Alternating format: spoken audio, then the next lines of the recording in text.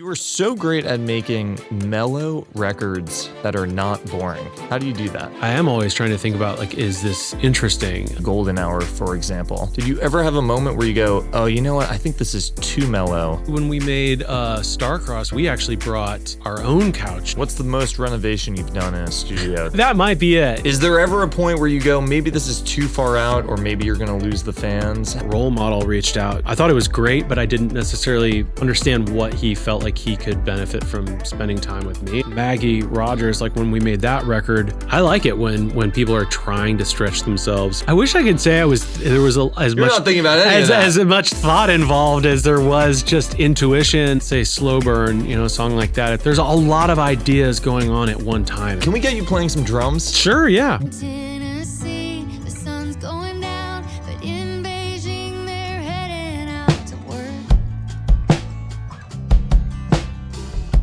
Ian Fitchuk on the podcast this week.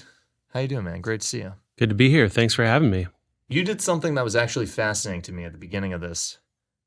I walked into the control room. I said, let's debrief. And you said, why don't we debrief in this other room over here on the couch? Which I think was genius because it was totally a different energy. Yeah. Was that super intentional? Is that why you did that and made that transition? I'm just a couch guy. I'm a creature of comfort. I don't know. I figured we'd be sitting here for long enough. And I've heard about this studio, wanted to check it out. So it looked like it's a really nice couch. So I just wanted to check it out. Yeah. How important is that though? Like if you're in a session, if you go, hey, we're gonna be in the studio for the next couple hours, let's start in the control room, or is that something that you frequently tap into? I've never thought about it that way, but yeah, I guess I like to roam. I like to go in and out of the outside, inside. I like to, I don't know. I guess it's a little bit of like restless energy. Just and if there's something that looks comfortable and it's not the optimal like recording audio area, I'll find a way to make that the optimal recording area because I just like to be comfortable. I don't know. I don't know. How do you make it what the best that it can be? So if you're in a studio and you go, this is not comfortable, how do you make it comfortable, or are you fucked? Well, actually when we made Starcross, we made the Casey album, it was over at what's called Ronnie's place now, and we actually brought our own couch in. I think she found, maybe from her house, she brought a couch in there that was more comfortable. We even put a bed in the control room or in the tracking room. I can't remember why we did that. But yeah, especially if you're going to be somewhere for a while, I like it to be comfortable and yeah, I don't know what else to say about that. What's the most renovation you've done in a studio that you're going to be hunkered down in for a long time? Is it that? That might be it. Yeah. I think moving couches in and beds in is probably the most extreme version of that I can think of. Yeah. Ian, you are so great at making mellow records that are not boring. How do you do that? That's funny. I was thinking on the way over here, I was listening to New Music Friday and there was so much, and I love all kinds of music. I listen to literally every genre out there, and I enjoy a lot of it. And a similar thought occurred to me. I was like, I really do make a lot of kind of more quiet, subtle recordings. And is that because it's interesting because I listen to all kinds of music, but somehow you're right. Like a lot of the music that I've ended up making has been, I don't know if quiet is the right word, but spacious. How about that? I don't know. Maybe it's connected to, I don't know if I consider myself a quiet person. I try to be a calm person. But somehow it's just worked out that way where I've worked with a lot of singer-songwriters. So that's part of it. Haven't worked a lot with rock bands. I haven't worked a lot with, I've done no metal albums, but I guess it just comes from a lot of the music that I grew up listening to and the influences that I have. And I like for music to feel inviting. I like, I do guess I consider music being a companion for people that are listening to it. And I've had kids for the most of the duration of my career. So like, I'm not necessarily making music for them, but it's nice when it's music that I can share with my kids and my mom, and and for whatever reason that maybe that has ended up being more comforting types of music. Yeah. How many times when you were creating, let's say, Golden Hour, for example, did you ever have a moment where you go, oh, you know what? I think this is too mellow and we need to do something? Like, or were you constantly taking stuff away and trying to make it even more sparse? That's a good question. I mean, I don't know if I've ever consciously said this is too mellow, but I am always trying to think about, like, is this interesting? Or is this dynamics? Maybe that's a better way of looking at it. Like, where is this boring? And yeah, how do you make sure it's not boring? I think one major thing is relying heavily on the people that I'm making music with. I've never been the type of musician or songwriter or producer that sits and creates by himself and is prolific in that way. I have, going all the way back to, when I was in bands as a kid and playing in church or playing in school, I was always surrounded by other people. And so whether it's like the artists I'm working with or my co-producers, co-writers, other musicians, I really, I've learned that I don't have to rely only on myself to make all the decisions. That's actually kind of terrifying to me. Like, I like bouncing ideas off of my collaborators, and I like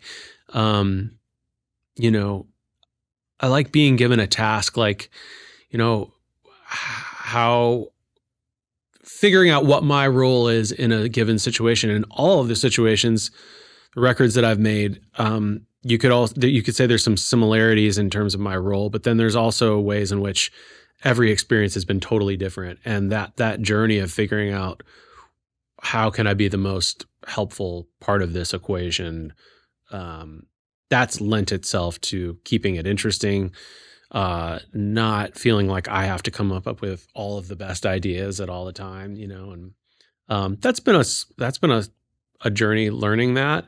But it's been so enriching. I look back at all the projects I've been a part of, and I have so many great memories that have to do with other people's ideas and other people's strengths, and so much so that sometimes I do look back and I'm like, what did I do? Because I think about all of the beautiful aspects of the people that I was working with, what they brought to the table. And so yeah, that's a great benefit of collaborating. So how often do you find yourself, though, because I just feel like so much of Casey's music is so mellow and it just pulls you in. And I'm just curious, at some points do you go, okay, this needs a banjo? Like, I think the banjo is super important in Golden Hour, for example, of just creating something that moved the music forward. So do you have those conversations like, I think this is a little bit on the wrong side of mellow or sparse? Was that a constant conversation had with that album, or not really? Well, with that album specifically, I think I have to give credit to Casey for knowing, she could see that she was in a place where she was really wanting to experiment and try some different things. Like, I mean, I had played keyboards. I had been hired as a session musician on her previous album. Pageant Material. That's right. And I think there's maybe like one song where keyboards were kept in the mix. It wasn't that's not what the album called for. It was much more traditional country elements in it. And so when we were making Golden Hour, for whatever reason, she was open to, trying some vocoder and having some appearances of some synths and even like more traditional kind of drum parts, whereas in the past it had been more like kind of almost like percussion based. But I think that it was important to her to still attach some of those traditional country elements that would, keep one foot in the past, so to speak, and then this other foot in the future or whatever. So for like a banjo, for example, it's like I think that was intentionally placed at times as a way of saying I'm branching out here, we're trying some new things, and also like we're all safe here. We're still making country music, What were the albums you guys were referencing during that recording period?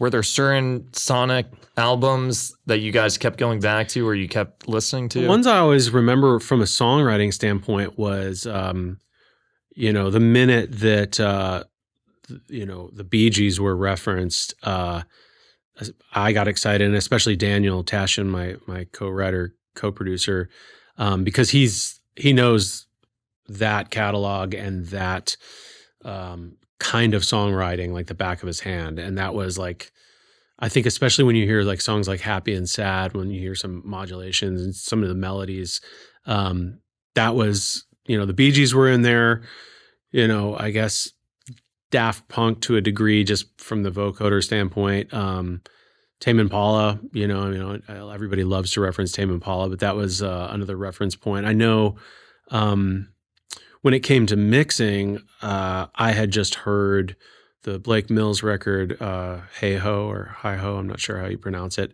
And the mixing of that album sounded perfect to me, and that's how we ended up with Sean Everett. And that's a whole other story. But I'm trying to remember your initial question. What were the albums that were, but you kind of answered it, but is that what create, like, it feels like that album has such a sonic world and kind of a language throughout it. Was that something that got developed naturally? What's cool is that it wasn't like as much talked about it as it was just done. I mean, I think that's the sound of three people. Well, and Todd Lombardo was with us for that, playing guitar when we got to the tracking. But in terms of like the songwriting and getting all that together, it's just the sound of people having fun. I mean, I grew up, in my earlier years in Nashville, as a huge fan of Daniel Tashin, specifically his songs with his band, the Silver Seas. Originally, they were called the Bees, but their first album, Starry Gazy Pie. I mean, I had lived here only a few years before I heard that record, before I knew him, and it just changed my whole thinking about like songwriting and so what I hear when I hear that album is like the combination of all of the best parts of what I think Daniel brings to the table as a songwriter, and Casey's, once in a lifetime, like her voice, her vocals, her vision, like a lot of those titles, those were just ideas, concepts that she had, and the perfect amalgamation of like, a brave artist, a world-class songwriter. And then, I feel like my job in that equation was to kind of just be glue between the two of them. I enjoy writing lyrics. It's something I value and try to get better at, but it's when you have the two of them in the room, it's like I'm just trying to keep the ball rolling and provide whatever kind of input I can along the way. But it was really just a lot of fun, and we were camped out in Sheryl Crow's studio, which was this beautiful space above her horse barn. So we're just out on this beautiful property, playing songs that we had fun writing, and we had nobody looking over our shoulder. So there was no pressure. There wasn't like A&R. There wasn't anybody saying it needs more or less of this. It was just like, I think this is really good. Let's keep going and see what happens. How do you know if you're working with an artist and they're trying to go in this completely different sonic direction than they've done previously? Is there ever a point where you go, maybe this is too far out, or maybe you're going to lose the fans? How do you know when, okay, this is the next step in your artistry, or maybe this is really not the record you're supposed to be making right now? Do you ever say that to someone? It's a great question. Fortunately, I feel like I haven't been put in a lot of situations where I've had to say, we're headed in the wrong direction. And I don't think there have been times where I didn't quite understand at first. Like when Role Model reached out to me about working, and I went and listened to his first record or first two records. I thought it was great, but I didn't necessarily understand what he felt like he could benefit from spending time with me. And but you try to stay open, and you try to like give something a chance. And then when he came, we spent some time, and he told me kind of the things that he'd been listening to and the music that was influencing him at that time. It seemed like he was trying to put himself in a vulnerable place. And whether it's going to work or not, you never know. I mean, you could line everything up and say, here's the perfect equation for something that's going to work in the marketplace, and it could miserably fail. But I like it when people are trying to stretch themselves and trying something new. And luckily, my time with Role Model worked, and we got a great song. Todd Lombardo was a part of that as well. And it came at the very end, like 3 days where we're working on production on a couple songs that he already had. And at the last minute, we just kind of out of the blue wrote this song called Oh Gemini. And I still hadn't really heard the rest of that project and where he was headed. And you just go, well, we'll see what happens next. And then it seems like it's worked really well for him. That's been a really, it's had a lot of impact, that record, this last year or so. Is your whole thing, especially we were talking about Todd's guitar playing, is your whole thing, how can we make something sound as simple as possible, but it's so masterful at the same time? Like nobody can recreate these records or these specific guitar sounds or whatever it is. Is that what you're always thinking about? Like, how do we make this sound as simple as possible? I wish I could say there was as You're much not thinking about any of that. as much thought involved as there was just intuition and trying to stay open. I mean, yeah, it's like I feel like when I try to control for an outcome, like when I try to, I mean, I can have instincts. Like when Casey wanted to get together and write, I had an instinct that like Daniel would be a really great part of that, and it turns out I was right about that. But when it comes to like, looking into the future and predicting what a project is going to do, or I think the more I can kind of stay open and, like follow my instincts, but also, make myself available to be surprised and to learn something, like that's when really the magic stuff happens. So I remember meeting with someone very senior at Casey's label right before the album came out, and they said, I really don't like this album. I think this is a completely wrong move for Casey. Blah, blah, blah, blah, blah. Fast forward, that guy was on a podium giving a speech saying, I always supported this album. I always loved it. Like, to me, that was just incredible. Yeah. What did you feel like the reaction was? Did you ever feel like people at first were maybe nervous about it or against it? And did that get you down? I know you loved the album, and maybe that was enough. But at some point, did you question, maybe this wasn't the right thing or whatever? I don't know if I ever had a moment like that. I think that it's natural for an artist to have complicated relationships with a label. I think that you could look back on the history of popular music and see that there's always tension there. It's very rare that artists and labels, are just like high-fiving the whole way. But when things go well, everybody wants to feel like they're a part of it. And when things don't go well, then everybody wants to point a finger and blame. So I think there's just a lot of feelings that go into that. But, because she is a country artist that has never found herself in the country radio game, which is what so much of mainstream country music is reliant on, or it was still at that time. I think things are maybe changing a little bit now, but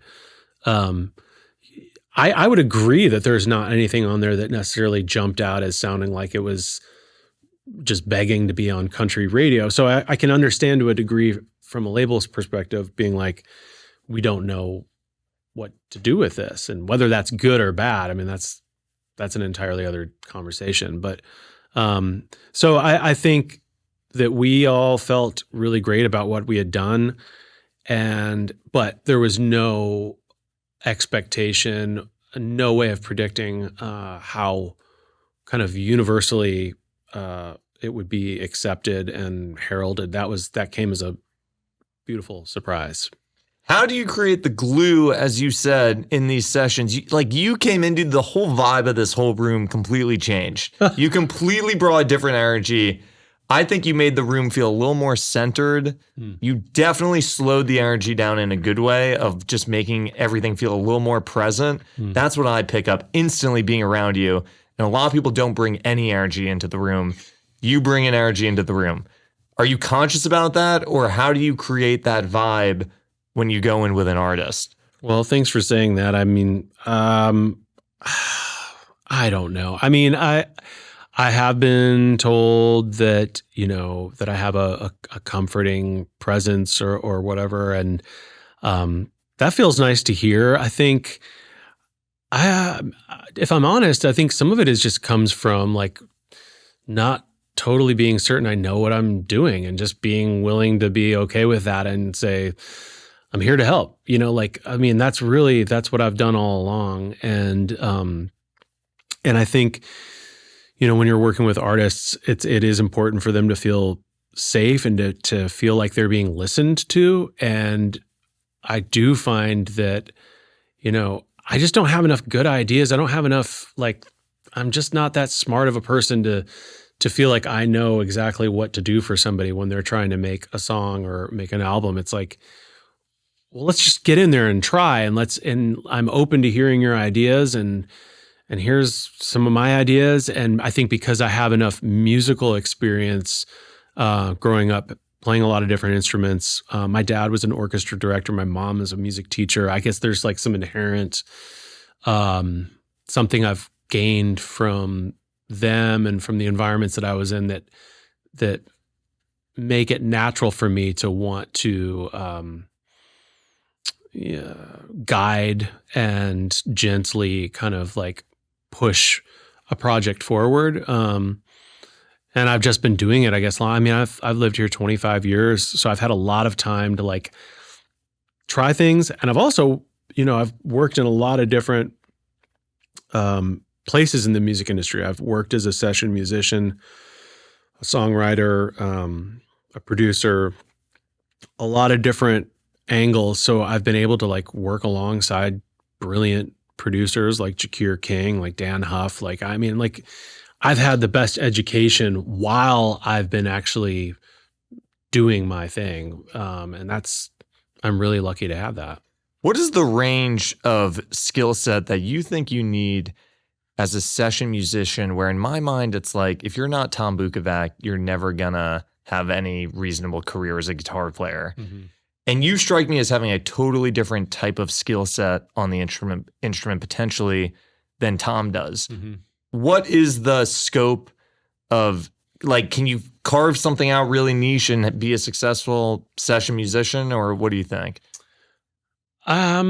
I think that, putting your 10,000 hours in and being really like having a lot of knowledge about your instrument, I think is important and necessary. But I think it's as much important, if not more, to know how to be a team player, how to communicate, how to stay out of the way. I mean, all the things that you won't necessarily learn at music school, but you just learn from like being in bands or being like, or playing at a church or having to work with others. Like that's such a huge part of the job. And so, and for me, it's like getting calls as a drummer and knowing what it's like to play with a bass player who has certain instincts or goes about it a certain way informs me to when I'm getting the call as a bass player 3 months later. It's like I recall, and I don't even know what that would be specifically, but like, again, being able to like have all these experiences along the way has made it, I guess, easier for me to shapeshift and adapt. And I don't know what the ceiling was for me as a session musician, to your point. Like I got a lot of calls in that way, but oftentimes it was because I was coming in and I was playing a lot of different instruments. It wasn't necessarily in the, traditional Music Row sense. I did some of that work, but it was more so when producers could identify that I could come in and more or less produce alongside them, So That was it. I'm still trying to understand, though, this relationship between you and Daniel. yeah, So Casey calls you and you go, I got to bring Daniel. I have this intuition that this could be a great partnership. yeah, You bring him in and you describe that he's this brilliant lyricist, melody guy. They start working with Casey. You have to contribute more than you're giving yourself credit for, though. What is your role in these sessions? Is it to edit what they do? Are you contributing a musical background that they can riff Yeah. over? What is it? yeah. It's funny. I was saying before we started to somebody in there, it's challenging for me to verbalize what to me is just like this is just what I do. But yeah, I think in a specific example, like for say Slow Burn, a song like that, it's like it's kind of this fluid moment where we're playing around with chords.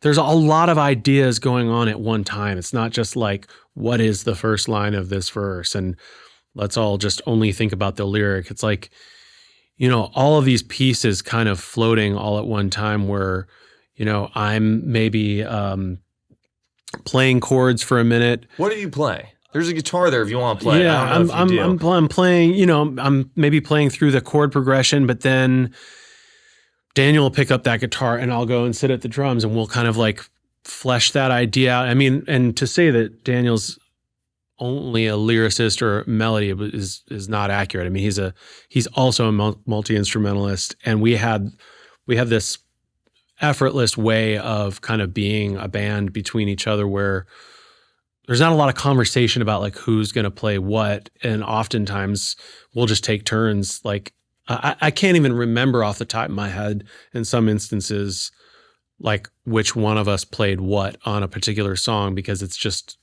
so ebb and flow. But no, yeah, I think to answer your question in the songwriting process, I think sometimes it is a melodic suggestion. Sometimes it is a lyric, but it's also when there are a lot of ideas flying around, I think I do have an ability to, when I hear something, know that let's remember that, or that seems to fit in. Maybe I hear the melody, but feel like there's a rhythmic tweak to it that's going to kind of make it flow a little bit better. I guess that would be editing, in the moment. But I also, to shift gears and like talk about like another artist, Maggie Rogers, like when we made that record, it's like we would get in and we would do this little exercise where I would say, all right, play me 3 just songs that you love. And they don't have to be related in any way, shape, or form. She'd play me a few songs and I would do my best to kind of extract if there was some kind of common element between those 3 songs, or just, I don't know, it's like kind of like typing in an algorithm or something like that. Somehow like listening to these 3 songs and then being like, what about this feel? And what about these chords? And who knows if it's from which song or what, combination of those things. And then all of a sudden it's like, there's the genesis for a jumping off place for her to look for melodies and lyrics. And then the next thing you know, it's like, we have a song. I mean, that was like, we were doing like 3 songs a day that way. Yeah, you wrote that whole album in 5 days. Yeah, right? that was just like boom, boom, boom. And She says that the sonic influence for that album was what, Rumors and Thriller? those were listened to, yeah. Those were listened to. Yeah. So she plays Rumors. I don't know if I really hear those influences in the album, but maybe that's the Well, point. that's because we're putting them all in the pot at the same time and stirring them. But she would be, we'd be like 4 songs deep. The next day we'd show up and she'd be like, well, what is track 5? What does the 5th track feel like on Thriller or whatever? And the thing about those kinds of prompts is that it's not really about replicating something. It's more of just like, it's just throwing something against the wall and seeing what comes back and then running with it. And it's just a prompt. It's just like if that's like you telling me, what does blue sound like to you right now? And who knows, who knows what I would do in that instance, but it would at least just be a starting point for us to get, as opposed to sitting around and talking and philosophizing about it endlessly, which does happen sometimes. People are like really eager to like conceptualize who they are and what they're wanting to do, and very little will get done. You got to start somewhere. So is that like, didn't she call you out of the blue, Maggie? Yeah. And she didn't really know you, but she said, I think we'd make a really good record together. Yeah. And you went in and did like a couple sessions, Mm-hmm. 2 days worth of sessions. Yeah. And this is why I don't understand, Ian. This is crazy to me. You then what? You go home and she calls you and says, we have to finish this record. She says, you have to come back. And you go, I can't come back. You go, what do you mean? I'm not coming back. We'll do it next year because it was the end of the year. Yeah. You didn't feel like, oh shit, I gotta get back. It was like I gotta go finish the record. It was like Christmas, and I mean, yeah. Looking back, I guess that was a little. I don't know. I don't remember what happened after that. We did get back together not long after that, and what's funny is that, the demos that we did while we were writing those songs, we had all these conversations about. At one point we were going to like go to Savannah, Georgia to Dave Cobb's place. And I was talking about all these different musicians we were going to fly in. We were going to do like live recordings of these songs that we had written. And really all that ended up happening was we went back to Electric Lady, I think for like 2 weeks to go and redo everything that we had done in those initial sessions. And every time we tried to do that, I'll have to credit her. She was just like, no, this is not, we're going backwards. And so it just became a process of, living with what we had initially done and, doing a little bit of editing and, she did a little bit more singing and stuff like that.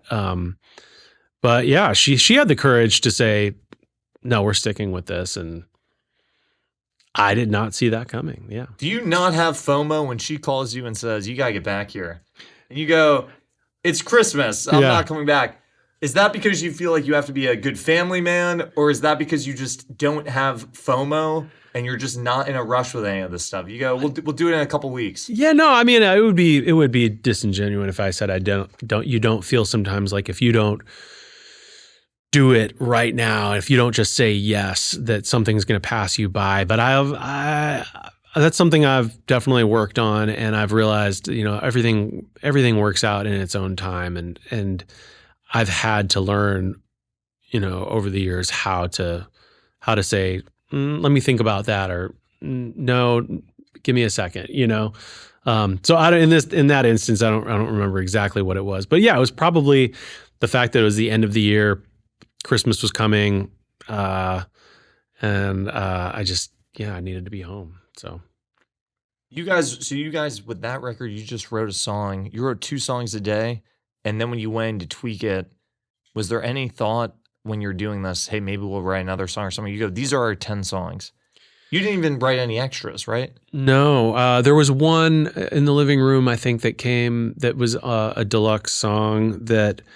I think I did do one more trip where we wrote a few more songs, but I don't know how many were written those first 2 days, but yeah, I really defer to the artist in that situation. And again, like I've had the benefit of working with artists who really know what they want, and I trust, for their sense of timing and their sense of completion. And I just, I've been really fortunate in that way. You did a record really early on with an artist, Mindy Smith, that I was not super familiar with, and kind of diving into it. Clearly, she was impactful on Marin, on Casey. I'm not sure like if she's super well known in this universe at the moment. No. What was her impact, or what was the relevance that she had on those artists? Yeah, it's cool that you bring that up, because that is a big part of my story, at least, is I had been working with a guy named Justin Laux. He had the first project I ever produced was with Justin, and it was this artist named Griffin House, and it was just a, he had an early version of the Pro Tools HD rig. This is in like 2002, 2003. So before really bedroom recording was becoming what it is now. My friend Justin had some gear, and we just haphazardly started like recording artists and making music together from like 2003 until I think it was around 2013 when we parted ways. But later on in that, we had the opportunity to produce Mindy. And Mindy was somebody that in the early 2000s in Nashville, Daniel used to host a writer's night called 12 at 12th at 12th and Porter, which was like really the epicenter for the songwriter community in Nashville at that time. People would get up and do 2 songs, something they'd written recently, and you'd have everybody from Ryan Adams to just a total nobody, like somebody that maybe wasn't even that good. It was a real smorgasbord of talent. And but Mindy was in that kind of scene back then of, with Josh Rouse and Daniel and I guess you could kind of say Shelby Lynn and Gillian and Dave, just old school Nashville. And I knew of her from her song "Come to Jesus," which was a kind of a pretty well-known song then. But yeah, Justin and I were asked to produce a record for her on Vanguard. And at that point, like Justin and I had been recording primarily people without record deals, friends of ours that were just in the scene here, people, indie bands, indie singer-songwriters, scrapping together whatever budgets we could to kind of make it work. I think at one point somebody gave us an iPad. The first generation of iPad somebody gave us as like, can you produce a song? Here's an iPad. Or another time with my friend Zak Crowell, I always love to say, like, he gave me like a bottle of Crown Royale and like some like sneakers, like, like, I don't know. It was a different time back then, for me. So anyways, Mindy Smith, she was, we had the opportunity to produce that album, and that was definitely at that time the biggest opportunity that I'd had. And because she was on a major label. It was like a smaller Vanguard was indie. It was somewhere in between. She was on a label. Yeah. There were people involved, and I had a lot of respect for her. I still have a lot of respect for her. And we had the best time making that record. We had Vince Gill. We had all kinds of people come through. And actually that was around the time that I got to start working with Daniel a little bit more. He wrote some songs. He and Mindy go way back. This record's monumental. So many things came together at this point for me. And what else? Daniel, Vince, Thad Cockrell. I mean, there are so many people involved. Mickey Echo, he was involved with that record. God, I'd have to look back now, but we're just having friends come over. It was just like, we were just celebrating the fact that we were getting to work with a really great artist, and we had some budget, and I mean, it wasn't anything crazy, but it was really exciting. And so we made that album, and it came out, and I had that experience of like, what's going to happen next, like this. And for whatever reason, I don't think it got any radio play. Maybe the tour got canceled. It basically just kind of came and went. And I felt really disappointed about that at the time. I felt like, well, I guess this isn't going to turn into, this isn't. You thought it was your big break. Yeah, this is going to be a huge moment. And it just kind of wasn't. But, fast forward, I don't know, at least 4 or 5 years later, when I first met, John and TJ Osborne, brothers Osborne, Lucy Silvis, Marin, Casey, there was this whole kind of friend group at the time that I met all of those people at the same time. And it was as Casey's first album was coming out. It was as Marin was kind of getting her start. And it just turned out that both, if I remember correctly, Marin and Casey both, I found out had heard that album, and that it was like that might have even been the reason that Casey reached out about writing for Golden Hour. I don't know if that's totally accurate, but the point is that, yeah, this record that I thought was going to move the needle for me, it didn't immediately, but in the end, yeah, it served as this reference point for Maren and Casey both, and ended up, and then working with them did move me into a whole other chapter of my career. So. Which part of her was connecting, do you think, with Maren and Casey? Because I listened to the record, and it's a very cool record, but to me, it doesn't quite capture Maren or Casey, really. What was it about her that was really... I think that she was just respected.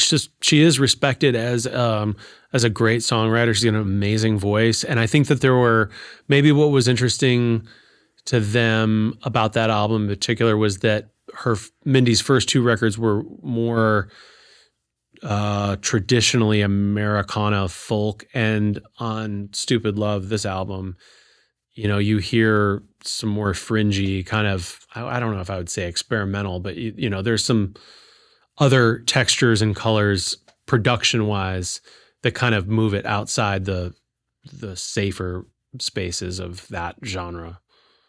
That's what does it. I'm fascinated by this record. Yeah, everyone's got to go listen to it. I'm glad that you did your research. So yeah, absolutely. Can we get you playing some drums? Sure. Yeah. What should we get you to play? Should we get you to play along to something? Yeah. Whatever. If there's is there something that's really active on drums, like High Horse or something? I don't know. What do you think? Let me think about that for a second. Or Slow Burn. You have such great. You were the master of just holding back and just grooving. Yeah. Could be anything. Could be a Maggie song. Let me think about that. Can we take like a 2-minute break? Yeah, let's do it. Yeah, I'll go to the bathroom and let me think about that for a second. Let's do it. All right. Fantastic.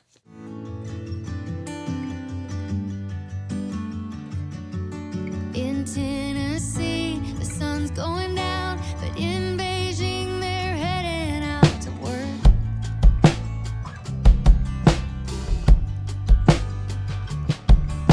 The bar down the street don't close for an hour. We should take a walk and look at all the flowers. 'Cause I'm alright with a slow burn, taking my time, let the world turn. I'm gonna do it my way, it'll be alright. If we burn it down and it takes all night, it's a slow burn.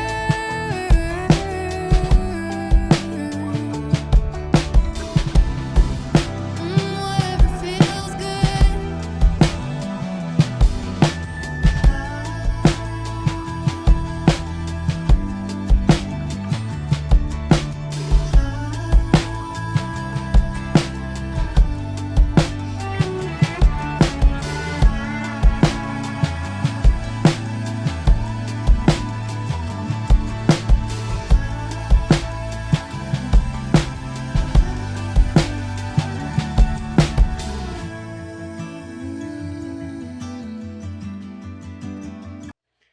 Keep it simple, stupid. Nailed it. Oh, so good. That every time that record gives me chills. Well, this is a good demonstration of what I'm also good at, which is knowing when to not play. Right there at the end. Yeah. Give us one outro. Yeah. Give us one other song. What's one other song we could do? Let's do Never Satisfied, Leon Bridges. I was just thinking it was the very first one that we wrote. Kind of a similar groove actually, but yeah. I'll just play along to that for a sec. See if I can remember.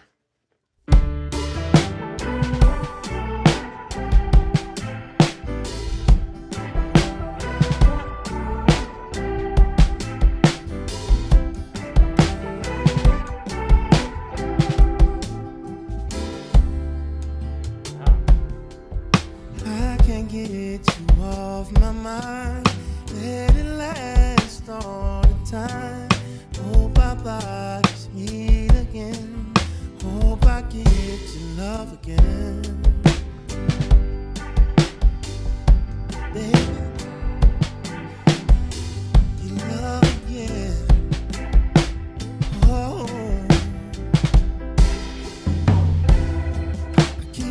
dreaming about the time we made. Such a shame the way it slips away. Check my phone, you know it's all I do. 'Cause I don't wanna miss a call from you. You know I never get enough, I'm never satisfied. I want 1,000 days and 1,000,000 nights. And I don't mind waiting, but you hurting my pride. That's the way that it goes, you know I'm never satisfied. I can feel this empty space. Never felt so wild a place. Bring some water to this well. This thirsty baby can't tell. You know I never get enough, I'm never satisfied. I want 1,000 days and 1,000,000 nights. And I don't mind waiting, but you're hurting my pride. That's the way that it goes, you know I'm never satisfied. When it comes to you, you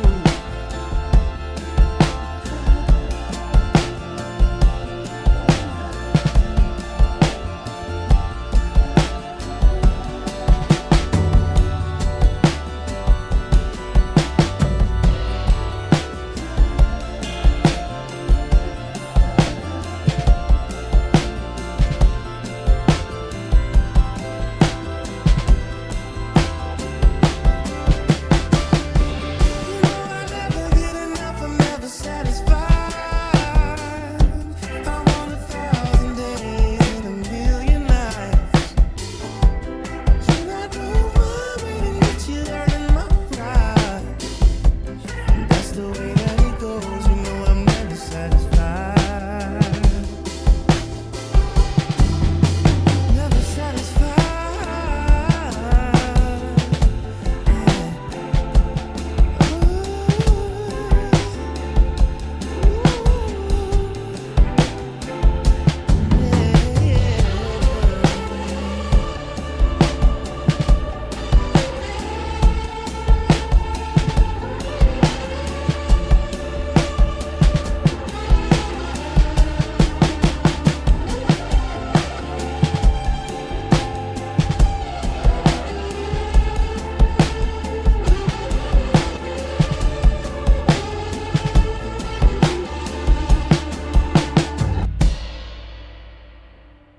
Close. I'm proud of that bass playing on that. How do you find groove? Like, who are your in? Like, I almost hear there's a little Charlie Watts, maybe Sure, yeah. a little bit. Like, how do you find groove? Because that's your thing, right? On the drums. Where's it? Keltner for sure, Steve Jordan. Yeah, I remember Keltner was like the first guy I kept seeing on album credits when I was younger, and he's just got this like spacious way of playing, holding the groove down, but also being dynamic for sure. And then of course, early 2000s, getting into Matt Chamberlain and loved his playing. But yeah, that's so many great players. Dude, unbelievable. Can we go out with one more tune? You up for it? Yeah. Is there another Casey one maybe? Yeah, sure. I love High Horse. That might be my favorite song on the record.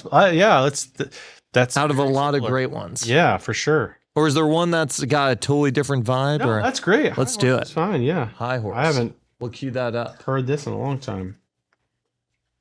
Was this? Yeah. Yeah. Was this song, to me, this song is absolutely has the most tempo out of anything on the record, right? Sure. Yeah. Was there ever a conversation of, I think we need a song that upbeat, or did that song just come about naturally? It was actually, she had that kind of, I think before we started writing. So we always had it in our back pocket, and, it's definitely the only like disco song on that record, but it just, it serves such a great purpose in that way. And, no, we weren't like, I mean, it is important to have, variety. And, I think that's like an asset of that song. But it wasn't like you have to have this amount of tempo songs or whatever, no rules. No rules. No. All right, let's hear it. Yeah.